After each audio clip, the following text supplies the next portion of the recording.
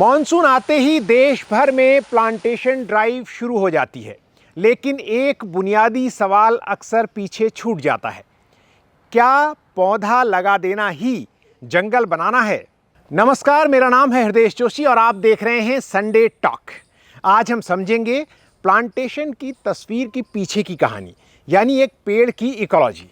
यहाँ doctor M Shah Hussain और उनकी टीम से हम समझेंगे प्लांटेशन का A to Z। मॉनसून के वक्त नॉर्थ इंडिया में जनरली आइडियल टेम्परेचर है प्लांटेशन के लिए, और इसकी तैयारी हम लोग मई जून से शुरू कर देते हैं। सबसे पहले हम लोग एरिया का चुनाव करते हैं और यहाँ पर गड्ढे एज़ पर रिक्वायरमेंट आपका स्पेसिंग के अकॉर्डिंग खोदते हैं। जब मानसून का वक्त आता है तो हम कम्युनिटी वाइज स्पीसीज सेलेक्ट करते हैं। हमारे पार्क में डिफरेंट फॉरेस्ट कम्युनिटीज़ है, तो जो जिस कम्युनिटी का स्पीसीज़ है उस कम्युनिटी में लगाते हैं। जैसे ये कम्युनिटी जो है basically it is a broad leaved community है, जो मिक्स कम्युनिटी है ब्रॉड लीव स्पीसीज़ की। तो ब्रॉड लीव में जितने स्पीसीज़ आते हैं, जैसे हरड़ हो गया, बहेड़ा हो गया, उसके साथ आंवला बिल लगाते हैं। फिर उसके बाद फिर मित्रगायना हो गया, डायना हो गया, शीशम हो गया, ये सब ब्रॉड लीव स्पीसीज़ है sir. There are many birds that have come after we have planted sites step by step. So we take block by block areas. So initially some 20 species of birds were there, but today if you count throughout the year, we are having more than 220 species of birds. जो हमने अभी पौधारोपण किया है इसका नाम हरड़ है। इसको टर्मिनलिया चेबुला कहते हैं। आयुर्वेदिक उपचार में ये पेट से रिलेटेड जितने भी डिजीज़ है, जैसे डाइजेशन की प्रॉब्लम है, स्टमक एलिमेंट्स हैं और सारे, उसमें इसका चूर्ण बनता है। एक त्रिफला आपने सुना होगा। सर, पौधारोपण सिर्फ पौधारोपण है क्या? देखिए, पौधारोपण या पौधे अपने आप निकलना जंगल की एक शुरुआत है। और ये चाहे वो पेड़ हो या झाड़ियाँ हो या घास हो, ये सारे मिलकर जंगल बनाते हैं। तो पौधारोपण सिर्फ पौधारोपण नहीं है, आप उसको पूरा जंगल बनाएं, उसको मैच्योर करें ताकि उसके फ़ायदे हैं वो आपको मिल सकें। पर्पज़ यही है जंगल का कि जंगल के जो जंगल लगे वो जंगल का फ़ायदा सभी को मिले, चाहे वो हम मनुष्य प्राणी हो या फिर जंगल के जीव जंतु जितने प्राणी हैं उनको उनका फ़ायदा मिले और जंगल अपने फंक्शनल फॉर्म में काम कर सके। तो इसका हमें कोई उदाहरण यहाँ पर मिल सकता है? आप दिखा सकते हैं जीता जागता? अभी जैसे हमने यहाँ पौधारोपण किया है, ये एक शुरुआत है जंगल की। और हम आपको अगर ले चलते हैं कि 15 साल पहले क्या जंगल का रूप होता है तो वो आप देख सकते हैं। 15 साल पहले आपने जो किया वो आज क्या बन चुका? बिल्कुल बिल्कुल बिल्कुल। और अब चलते हैं उस जगह जहां वो जंगल पनप चुका है, जिसे लगाने की कोशिश कुछ साल पहले शुरू हुई। ये बंजर ज़मीन थी बिल्कुल, और उसके बाद हमने आसपास के जो लोकल लोग हैं, तो जो हमारा पार्टिसिपेटरी एक तरह से प्लांटेशन का ड्राइव होता है, उस पर भी हमने इन्वॉल्व किया लोगों को बुला करके। और यहाँ का जंगल, जो ये जंगल है, ये फुटिल्स के लिए जंगल है, हिमालय के जंगल आप कह लीजिए। और अरावलीज़ में भी आपके गुजरात अरावली के अंदर या राजस्थान में माउंट आबू के नीचे इस तरह का जंगल पाया जाता है। और ये चौड़ी पत्ती के जंगल हैं, मॉइस्ट डिस्ट्रिक्स फॉरेस्ट इसको कहते हैं। और यहाँ पर करीब करीब 70 से 80 प्रजातियाँ पेड़ों की हैं जो कि नेटिव हैं, और वो 3 लेयर्ड फॉरेस्ट में हैं सारे के सारे, जिसमें आपकी देखिए कि घास भी है, श्रब्स भी हैं, मिड स्टोरी भी है, और चौड़ी पत्ती का एक टॉप कैनोपी जंगल है। तो हम जो बात कर रहे थे कि पौधे लगाना ही सिर्फ हमारा पर्पस नहीं होना चाहिए, हम उसको जंगल के फॉर्म में लेकर के आएँ। तो ये हमारी जो यात्रा है 15 सालों की, और आज हमारे सामने 15 सालों का जंगल खड़ा हुआ है, जो दिल्ली के वातावरण को शुद्ध बनाता है, कार्बन को सोखता है, ये पानी को संचित करता है, हार्वेस्ट करता है, ये ग्राउंड वाटर रिचार्ज भी करता है। उसके साथ साथ बहुत सारे पैथोजेंस भी यहाँ पर मरते हैं। मतलब मैं इस बारे में आपसे पूछूंगा, पहले मैं लोगों को जानकारी दे दूं। आज हम अरावली बायोडाइवर्सिटी पार्क में हैं, जो वसंत विहार के पास है। अगर आपको यहाँ आना हो कभी तो वसंत विहार मेट्रो स्टेशन में आप उतरें और वहाँ से आपको कोई भी बता देगा, वहाँ पर ये अरावली बायोडाइवर्सिटी पार्क है। इस पर एक वीडियो हमने अपने चैनल पर किया है, उजड़े जंगल में लौटा जीवन। उसका मैं लिंक डिस्क्रिप्शन बॉक्स में शेयर कर रहा हूँ, वो भी आप देख सकते हैं। और वो हमने करीब 2 साल पहले किया था। और फिर आज मैंने सोचा कि जब वृक्षारोपण की बात चल रही है, जब प्लांटेशन की बात चल रही है, सैपलिंग्स को लगाने की बात चल रही है, तो डॉक्टर साहब से समझा जाए कि पौधारोपण नंबर ऑफ प्लांट्स है या kind of varieties you grow in a forest और इन ए लैंडस्केप। और जब 3 लेयर फॉरेस्ट से जब हवा गुजरती है ना, कितनी भी पोल्यूटेड एयर हो, जब वो पास होकर निकलती है तो एंटायर एयर जितने भी निकले पूरी साफ हो जाती है। सिर्फ एक ही लेयर होता है तो सिर्फ टॉप की जो है एयर जो है फिल्टर होती है, बट इसमें मिडिल लेयर भी फिल्टर होता है, नीचे सरब है तो सरब भी फिल्टर करते हुए ले जाता है। इसमें कदम के पेड़ है, सोपनट है, रीढ़ा जिसे कहते हैं, और हरड़ है, बहेड़ा है, जामुन है, चिरबिल है, जैसे हम कहते हैं, करंजी कहते हैं उसको, वो पौधे हैं। तो बहुत सारे इस तरह के नेटिव पौधे हैं। जो आपने बात करी कि जंगल सिर्फ पौधा लगाना नहीं होता, ठीक है, जंगल नंबर की संख्या भी है, लेकिन जंगल में हमें वैरायटी चाहिए, जंगल में हमें प्रजातियों की संख्या भी चाहिए, तभी जंगल बनता है वो। अदरवाइज वो हर जगह के लिए अलग होगा, वैज्ञानिक चाहिए उसके लिए, बिल्कुल, कंजर्वेशन मैंने बैलेंस। आपसे पहले बताया था कि जंगल हमेशा समूह में होते हैं और उन समूहों के अंदर अलग अलग समूह होते हैं, उनकी प्रजातियां अलग अलग। उसमें जैसे हम कहें कि कदम का समूह, तो उसमें कदम की प्रजाति बहुत होगी, उसके साथ साथ दूसरे उसके एसोसिएट्स भी होंगे, दूसरे पौधे भी होंगे। तो इस तरीके से जंगल समूह में होता है। उसके समूह में झाड़ियाँ भी होती हैं, उसके समूह में घास भी होगी, उसके समूह में नीचे के पौधे, छोटे लेयर के पौधे होते हैं। किसी लैंडस्केप में अगर हम पौधारोपण करते हैं तो उस जगह की मिट्टी कैसी है, वहाँ पर पहले कभी कैसा हो रहा होगा, ये जानकारी अगर उपलब्ध हो तो पौधारोपण ज़्यादा सक्सेसफुल और वैज्ञानिक तरीके से कहा जाएगा, किया आसान होगा एक आम आदमी के लिए।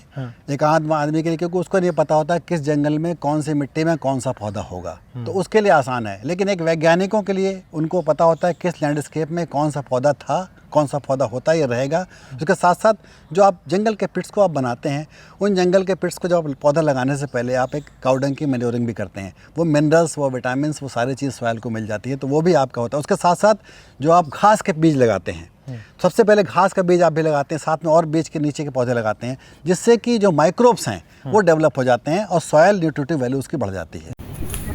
ये देखिए कितना डेप्थ है इसका, कम से कम कार्बन है 2 इंच के आसपास जो है ये, इसमें आपका ये लीटर है।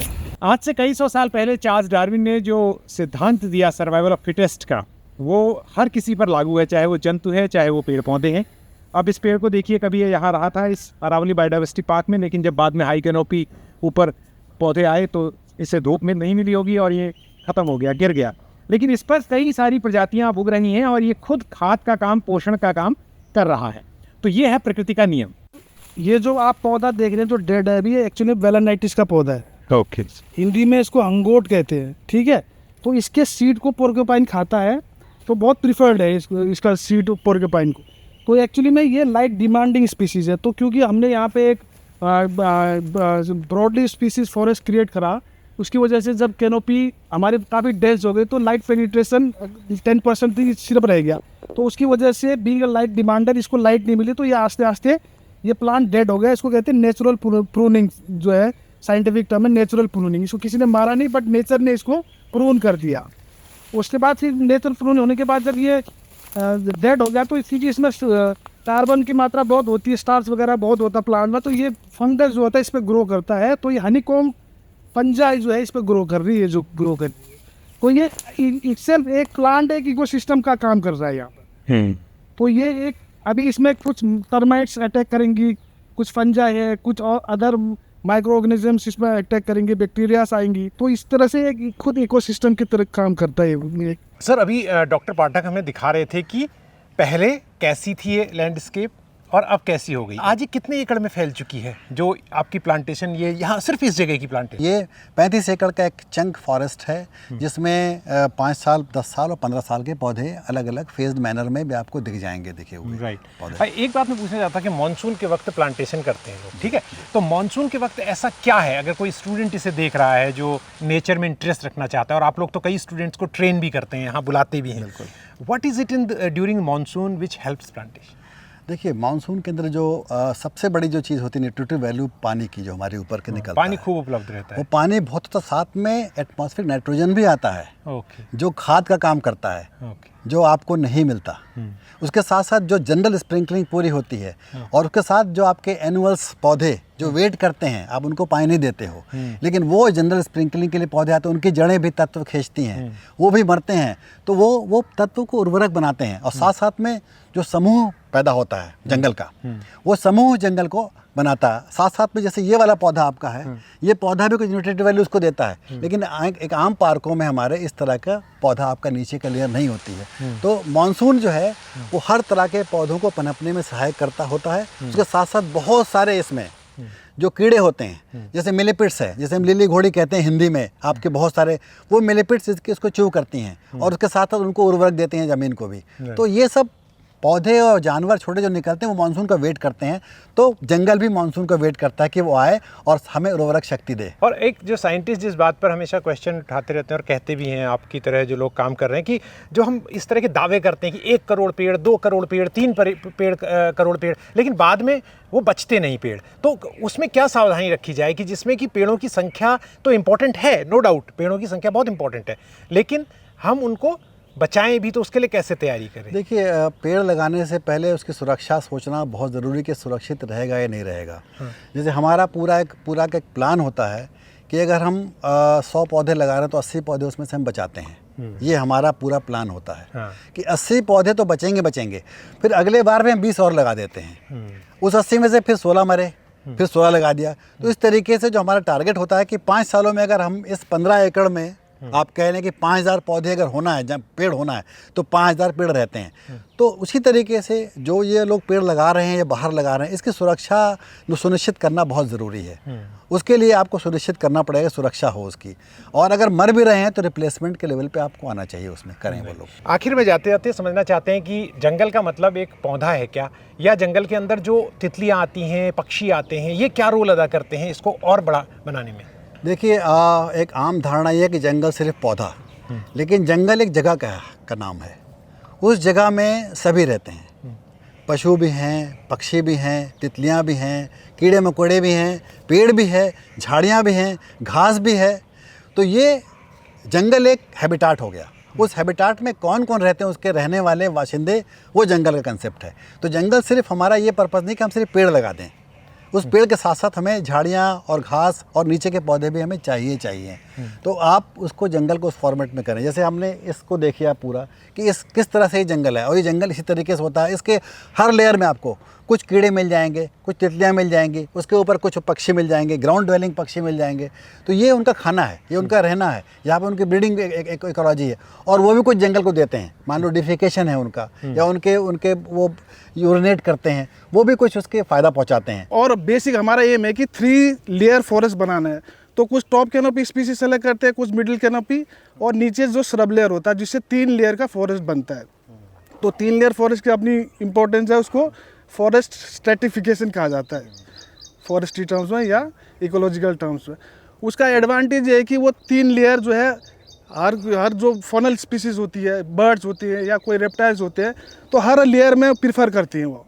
कुछ ग्राउंड लेयर में करती हैं, कुछ श्रब लेयर में नेस्टिंग करती है, फीडिंग करती है, कुछ मिडिल कैनोपी स्पीसीज को प्रीफर करते हैं, कुछ टॉप कैनोपी स्पीसीज को प्रीफर करती है। जानवर सीड डिस्पर्सल के लिए बहुत फ़ायदेमंद होते हैं। आप कहिए कि बड़ी बड़ी जो चिड़िया होती हैं, बड़े मेगा फाना होते हैं, जैसे एलिफेंट है, आपका डियर है, राइनो है, ये सारे के सारे सीड डिस्पर्सल के लिए बहुत फ़ायदेमंद है। ये पेड़ वेट करते हैं, क्योंकि लो लाइंग एरिया के अंदर, अगर लो लाइंग एरिया, मैं थोड़ी सी बात आगे कर रहा हूँ इकोलॉजी की, बिल्कुल, अगर लो लाइंग एरिया है तो अब विंड के प्रेशर से या पानी के प्रेशर से सीड डिस्पर्सल हो जाएगा। लेकिन हाई लेवल पे पौधों को जाने के लिए, अगर ये सीड हाई लेवल पे कैसे जाएगा, उसके लिए वहाँ का हिरन और वहाँ का जानवर या एलिफेंट यही लेकर के वहाँ पे जाएगा। तो जंगल का ये रोल है एनिमल्स का, खास करके आप जैसे एलिफेंट है, वो एक एलिफेंट एक बेस्ट गार्डनर कहा जाता है। जंगल का इंजीनियर कहते हैं हम उसे। वो आया, उसने एक डाल गिराई ऐसे करके, और जगह हो गई और वो आ गई, धूप आ गई, उसके जो सीडलिंग्स हैं आपके वो वहाँ पनप रहे हैं, घास पनप रही है। तो एक छोटा सा इकोसिस्टम, माइक्रो क्लाइमेट वहाँ क्रिएट हो गया एलिफेंट के, फिर वो मूव किया गया, उसने फिर वहाँ गिरा दिया। अब ये पनप गया, वहाँ खाली हो गया, वो पेड़ खराब हो गया। तो ये जो है जंगल के अंदर दोनों चीज़ें कंपोनेंट बहुत ज़रूरी हैं होना। वैज्ञानिक आपको ये तो बताते हैं कि जो हाथी है वो कितना महत्वपूर्ण है इकोसिस्टम में, किस तरह से वो बीज फैलाता है, जंगल के निर्माण में एक माली की तरह काम करता है। लेकिन हाथी का प्रिय भोजन क्या है? ये है मेलोटस फिलिपाइनेंसिस, आप गूगल कर सकते हैं, रोहिणी। और ये मेडिसिनल, जो आयुर्वेदिक रूप से भी, दवा के रूप में भी काफ़ी महत्वपूर्ण है, औषधि के रूप में भी। और हाथी का ये प्रिय भोजन है। अब यहाँ हाथी तो नहीं है, लेकिन उसका आहार ज़रूर मौजूद। इसका एक नाम सिंदूरी भी है, क्योंकि कुछ लोग इसके बीज से जो सिंदूर बनता है उसको अपने प्रसाधन के तौर पर इस्तेमाल करते हैं। उस प्रोडक्शन का कंजम्पशन भी बहुत ज़रूरी है। अदरवाइज जैसे वेटलैंड इकोसिस्टम में है, अगर पौधों खाने वाले माइग्रेटरी बर्ड्स नहीं आएंगे तो शायद सिल्टेशन हो जाएगा, आपका तालाब खत्म हो जाएगा। तो आपने यहाँ पर कुछ वेटलैंड्स भी यहाँ पर छोटे मोटे हमने सीजनल बनाए हुए हैं, जो कि यहाँ पे आगे पानी पीने के लिए जानवरों के लिए भी है, तितलियों के लिए भी है, पक्षियों के लिए भी है, क्योंकि यहाँ पे सीजनल वेटलैंड्स बनते हैं बरसात में। लेकिन कुछ animals through out the year यहाँ तो हैं ही हैं, तो उनके लिए पानी के लिए हमने वेटलैंड बनाया हुआ और एक मोज़ेकनेस हैबिटाट की हमने बनाई है कि इकोसिस्टम को हमने डाइवर्सिफाई भी किया है, कि वेटलैंड इकोसिस्टम और जंगल का इकोसिस्टम दोनों को डाइवर्सिफाई भी किया है यहाँ पे। कुछ स्पीशीज ऐसी हैं जो हाथी भी है और दूसरी भी वो है फोना है जिनके इंटेस्टाइन से गुजरती है, तो तब फ्रक्टिफाई होना आसान होता है। Is it true? बिल्कुल बिल्कुल बिल्कुल, क्योंकि जो भी आपके सीड्स हैं एक तरह से ये माइक्रो क्लाइमेट अंदर इसके मिलता है, एंजाइम्स हैं वो सारे, सोकिंग जिसे कहते हैं आप पॉली हाउसेस में सोकिंग करते हैं, उसको ट्रीटमेंट करते हैं सीड को, उसका ट्रीटमेंट इसके पेट में ही होता है और वो बाहर निकलता है बिल्कुल ट्रीटेड होकर के, तो वो सीड जर्मिनेट बहुत आसानी से होता है जी। तो शायद हमें प्लांटेशन को देखने का अपना नजरिया बदलने की जरूरत है। सवाल ये नहीं है कि हमने कितने पेड़ लगाए, सवाल ये है कि उनमें से कितने जीवित बचे, और उससे भी बड़ा सवाल ये कि कितने स्थानीय इकोसिस्टम का सहारा बनेंगे, उसका हिस्सा बनेंगे। इसलिए इस मॉनसून अगर आप भी पेड़ लगाना चाहते हैं या जब भी पेड़ लगाना चाहें तो ये ज़रूर सोचें कि उस जगह के हिसाब से वो पेड़ कितना माकूल है और उसके जीवित रहने के लिए आप क्या कुछ कर सकते हैं। क्या वो एक इकोसिस्टम को बढ़ावा दे सकता है? इन सारी बातों के जवाब आपको एक्सपर्ट्स ने इस वीडियो में दिए और बताया कि क्या है पेड़ की इकोलॉजी और क्यों पेड़ सिर्फ एक पेड़ नहीं है। अगर ये वीडियो आपको अच्छा लगा तो आप इसे लाइक करें और शेयर करें। इस चैनल को सब्सक्राइब तो ज़रूर करें, लेकिन अगर हो सके तो आप हमारे परिवार का सदस्य भी बने। सिर्फ 59 रुपये में आप हमारे मेंबरशिप का पहला लेवल हासिल कर सकते हैं, जिसमें आपको मेंबरशिप बैच के अलावा आपके कमेंट्स का प्रायोरिटी बेसिस पर रिप्लाई और मेंबर्स ओनली वीडियो का एक्सक्लूसिव एक्सेस मिलता है। हम जल्द ही एक नए वीडियो के साथ फिर आपके साथ होंगे। तब तक के लिए नमस्कार, जय हिंद।